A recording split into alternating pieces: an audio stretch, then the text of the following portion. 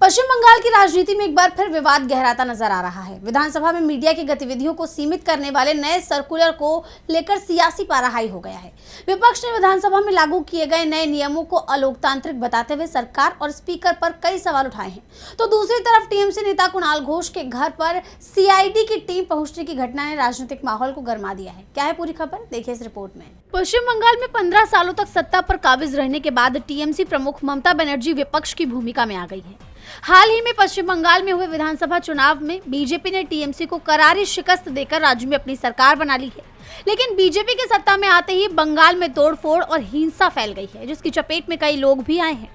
कई लोगों की जान गई है और अब इस मामले में ममता बनर्जी बीजेपी को घेरने की पूरी तैयारी में है। आने वाला 2 जून बीजेपी के लिए भारी पड़ने वाला है, क्योंकि पश्चिम बंगाल की पूर्व मुख्यमंत्री और तृणमूल कांग्रेस की प्रमुख ममता बनर्जी 2 जून को चुनाव के बाद हुई हिंसा के विरोध में प्रदर्शन करेंगी।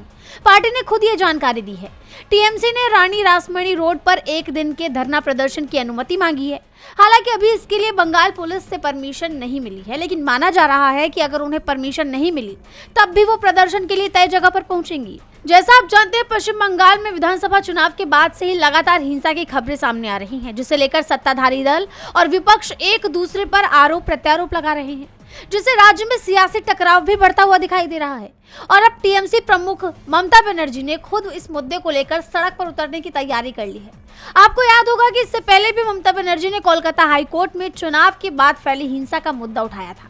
इसके लिए वो बतौर वकील कोर्ट में पेश हुई थी। उस वक्त हाईकोर्ट के चीफ जस्टिस सुजॉय पॉल के सामने ममता बनर्जी ने दलील रखी थी।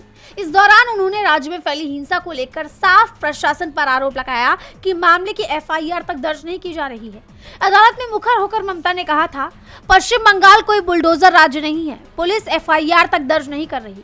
और अब अदालत के बाद वो एक बार फिर सड़क पर इस मुद्दे को लेकर उतरने वाली है। ऐसे में माना जा रहा है कि आने वाला 2 जून बीजेपी और मुख्यमंत्री शुवेंदु अधिकारी के लिए मुश्किलें बढ़ाने वाला है। डीबी लाइव की रिपोर्ट।